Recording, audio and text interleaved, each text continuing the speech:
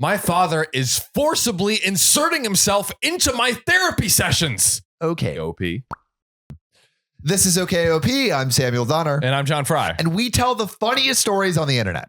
So Sam, let me ask you, like, if you can remember what's like the biggest like argument or disagreement or like friction that you've had between your dad. I remember one time my dad got really mad at me.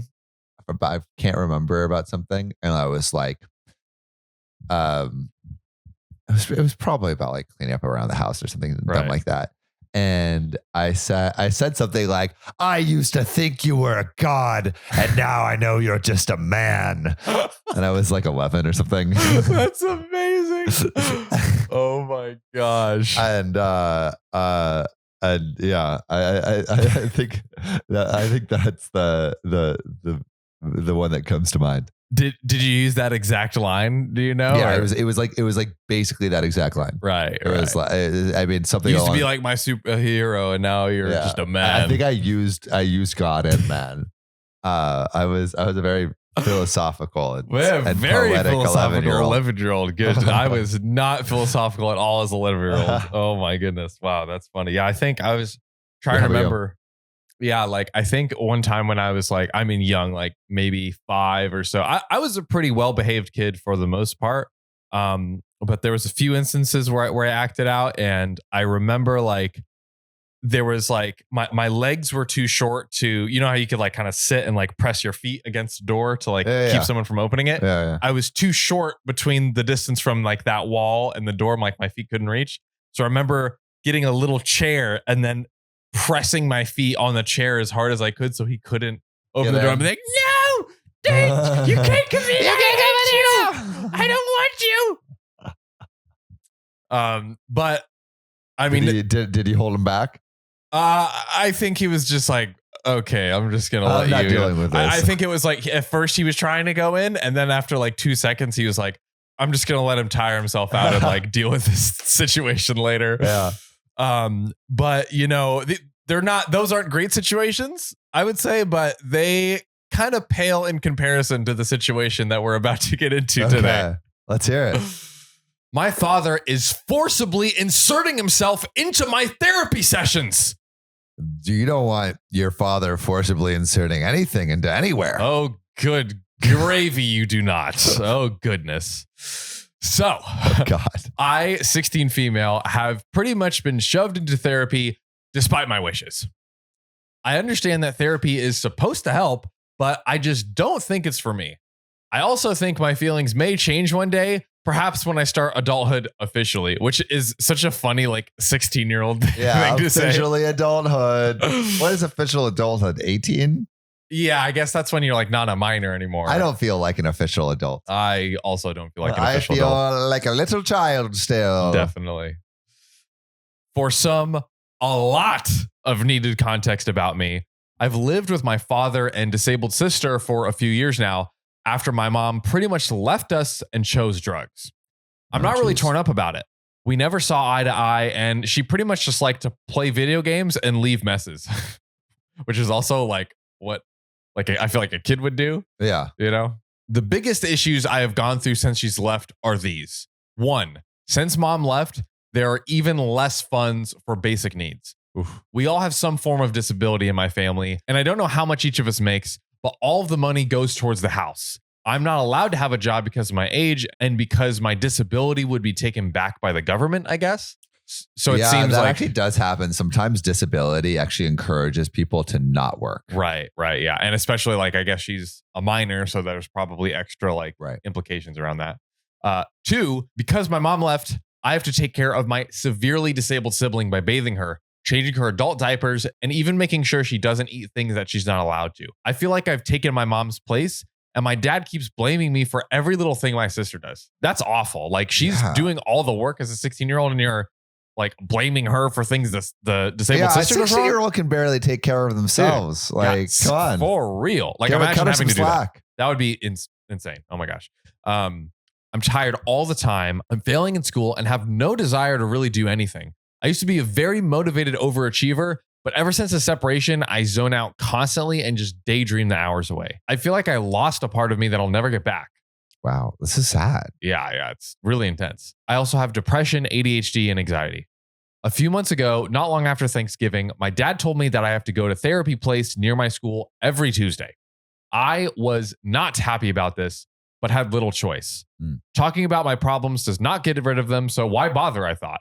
Although therapy can be good, so maybe this would be a good thing. I would agree, but, We'll I think see. OP is having a little bit of a, teenager mindset, I would say here. School is awful. Home is awful. Life sucks and won't get better, especially with this pandemic. So I start going, and then I begin opening up more and more about my feelings and my sadness. Without going into too much detail, I told my therapist about my lack of motivation and the separation. And then I talked about life at home. I didn't go into heavy details, but I did mention I'm cleaning up after my siblings, and I feel like my dad doesn't even love me. Well, a couple of days or so after my appointment, there was a visit from Child Protective Services. Oh, what? They wanted to talk to me and my dad, and they asked a lot about my sister. And well, my dad put 2 and 2 together and knew that somehow it was my fault. And when CPS left, I was grounded until further notice. He sold my phone and Nintendo 3DS to a pawn shop and told me I was not allowed to leave my room except for school and bathroom breaks, and canceled Christmas. Oh my, this is prison. Insane. You can't cancel Christmas. See, for real. He told me that I made him look bad and put the family at risk. I could have made him lose custody of my sister and me, but I was told not to talk about the lies or problems at home or I would regret it. Yeah, so it's like, go to therapy, but don't talk about anything the actual problems in you. your life. Like, just go to therapy and say, everything's fine. I attend school. I Done. drink water. Like, literally. I actually felt like I was in the wrong for telling my therapist of all these problems. I questioned if I actually lied or not, but I know I didn't. I didn't talk about the good stuff because not too much of that was happening. I was very angry and confused. I couldn't trust myself not to cause the Child Protective Services to come back again. So at my next therapy appointment, I just shut down and didn't divulge anything. I felt bad about it, but what else could I do? I didn't want to put my family at risk. Well, I guess I went about it wrong because she told my dad that I was not talking to her.